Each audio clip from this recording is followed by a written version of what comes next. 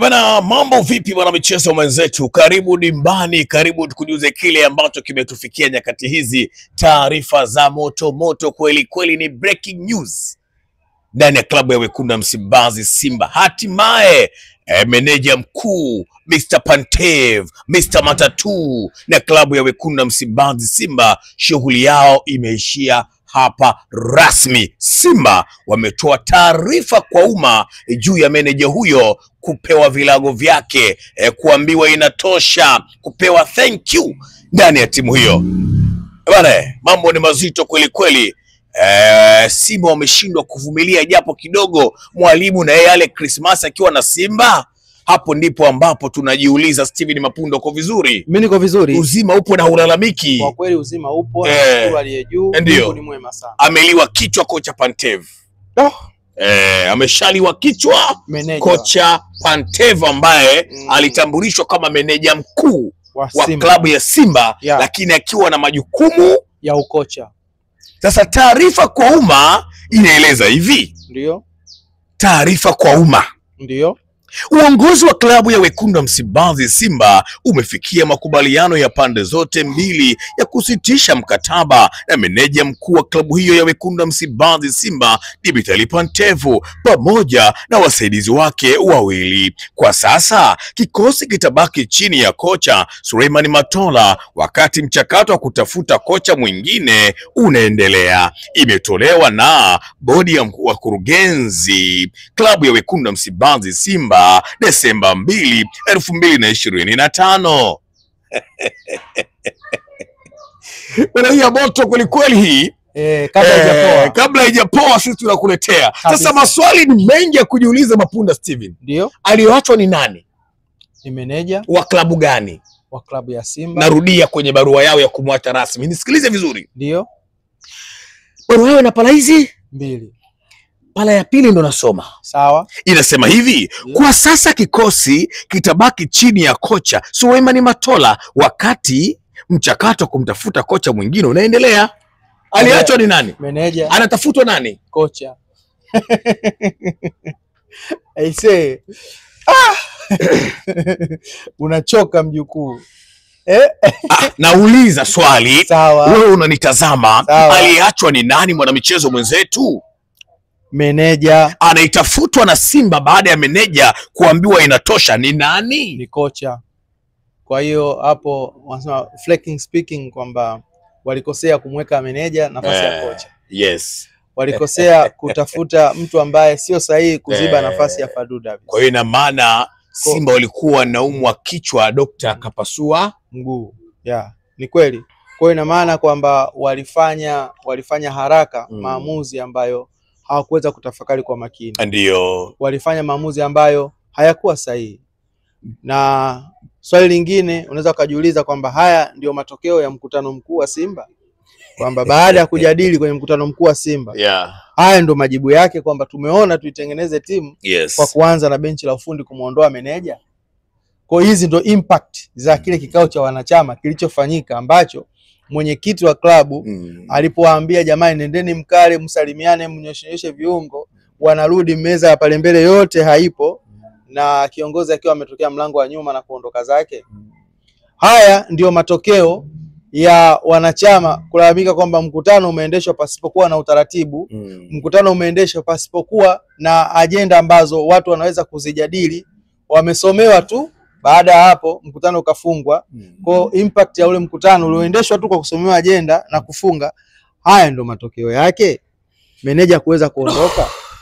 Kwa hiyo kuna maswali mengi sana bwana Cisco ambayo ya kuweza kujiuliza. Lakini yote katika yote tunajaribu kuangalia safari ya Dimitri Pantev kutoka kule ambapo alikuwepo Nsingizini kwa Waswana kule kuja Tanzania kwa ajili ya kuweza kuitumikia Simba Sports Club. Na ukiangalia katika majukumu yake total amefeli 100% amefeli. Kwa nini amefeli 100%? Ndio. Kimataifa, na ndio ilikuwa jicho lao kubwa zaidi Simba wameweza kulitazama. wakati Simba wanatoa Suluhu na Nsingizini, yeye alikuwa kocha upande wa pili, ambao wapinzani ambao walivutika na kiwango ambacho alikionyesha kwa kuweza kuwapa challenge kabisa. Kwa Mkapa hatoki mtu, Simba wakashindwa kupata matokeo, lakini matokeo ambayo waliweza kugawana alama, ambayo alama haikuwa na tija sana kama matokeo ya kuweza kufunga kabisa. Kwa aggregate alikwenda Simba kwa aggregate nzuri kabisa. Ndio. Sawa. Tunakuja mechi mbili ambazo ameweza kuzisimamia yeye za klabu bingwa barani Afrika za kundi D, ambapo ukiangalia mechi ya kwanza akiwa na Petro de Luanda, yeye akiwa kama kocha, akiwa kama meneja mkuu pale, na CAF walikuwa very clear, wakasema kwamba sisi tunamtambua nani? Matola kama kocha mkuu. Na kama utakumbuka bwana Sisco, baada ya ule mchezo kukamilika, waandishi wa habari walipokuwa wakimfuata Pantev kwenda kuzungumza, kuna kiongozi mkongwe na kiongozi mkubwa sana katika shirikisho la mpira nchini Tanzania alisema, jamani, kuna kocha huyo, msizungumze naye. Nafikiri uliipata ile clip.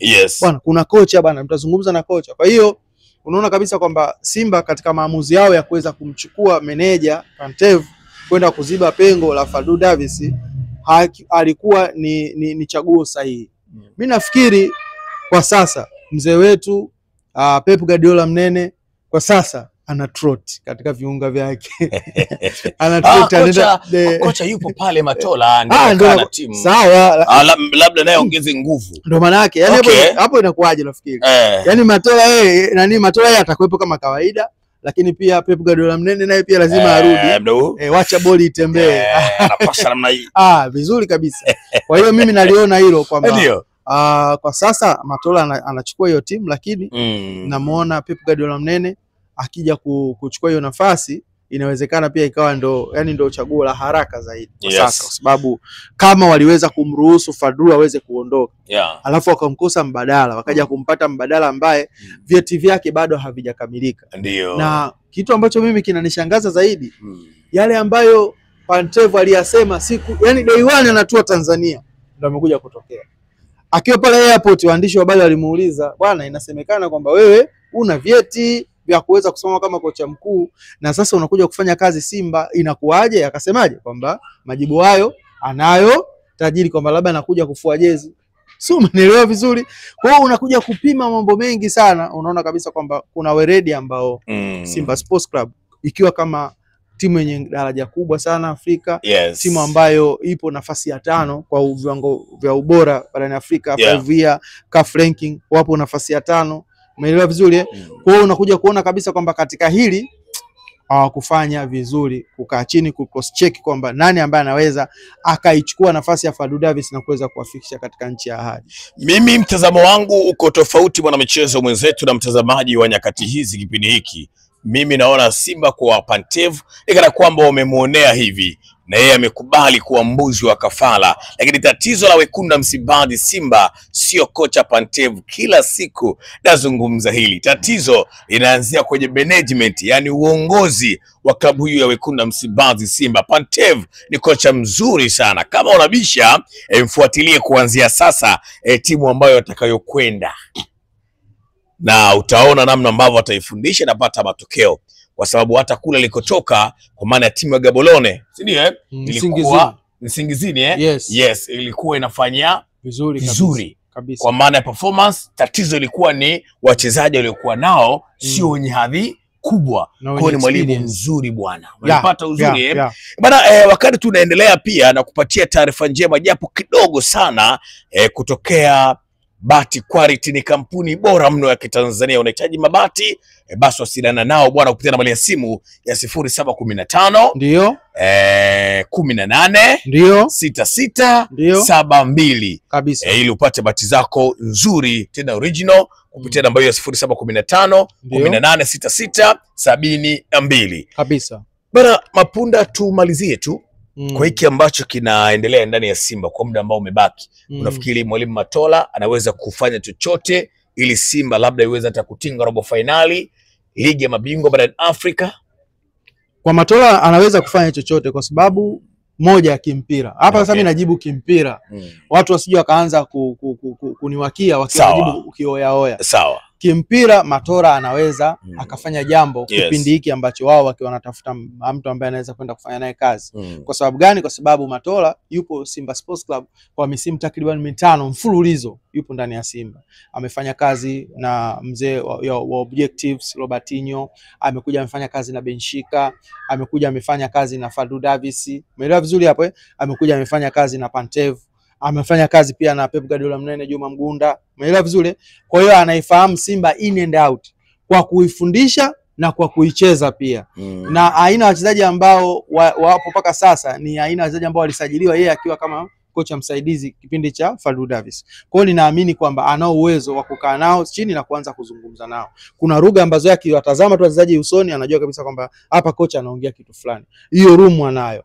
Na alipokuwa Pantev pale kama meneja, lakini ukija kuangalia kwenye application ya kiwanja cha training, yule alikuwa anasema kama kocha mkuu Pantev. Kwa hiyo ina maana kuna baadhi ya vitu yule Matola alikuwa hawezi kuwainduce wachezaji kwa sababu yeye ni mtu wa kupewa program kuweza kuzifanya. Ingawaje kuna baadhi ya maeneo walikuwa wanakinzana. Huyu anataka afanye hiki, mwingine anakwambia siwezi kufanya, mimi ni kocha mkuu na vyetu vya kuwa kocha mkuu na vitu kama hivyo. Lakini yote katika yote tukiangalia Matola akikaa katika nafasi anaweza akaisaidia Simba kwa namna moja au namna nyingine, lakini kuna kila sababu na kila haja kwa ukubwa na hadhi ya Simba kuweza kumtafuta kocha ambaye anaweza kukaa katika kile kiti ili kuweza kuisaidia Simba kufika mbali zaidi na kwa weledi mkubwa zaidi. Bwana hivyo ndivyo ambavyo tunamaliza. Hatimaye Pantevu ameliwa kichwa kama sio kufekelewa mbali ndani ya klabu ya Wekundu wa Msimbazi Simba. Simba hiyo inaendelea kufanya yake bwana. Jina langu naitwa Sisco Misina la ziada. Tukutane tena muda na wakati mwingine kwenye vipindi vyetu mujarabu kweli kweli venye taarifa bora na za uhakika. Itosha kusema nyuma ya kamera yuko mwamba, si mwingine muite Michael Lois Mshamba kutoka Mwanza. Amekuja na huku Dar es Salaam Tanzania. Hii si ya kupuuza bana. Kwaheri.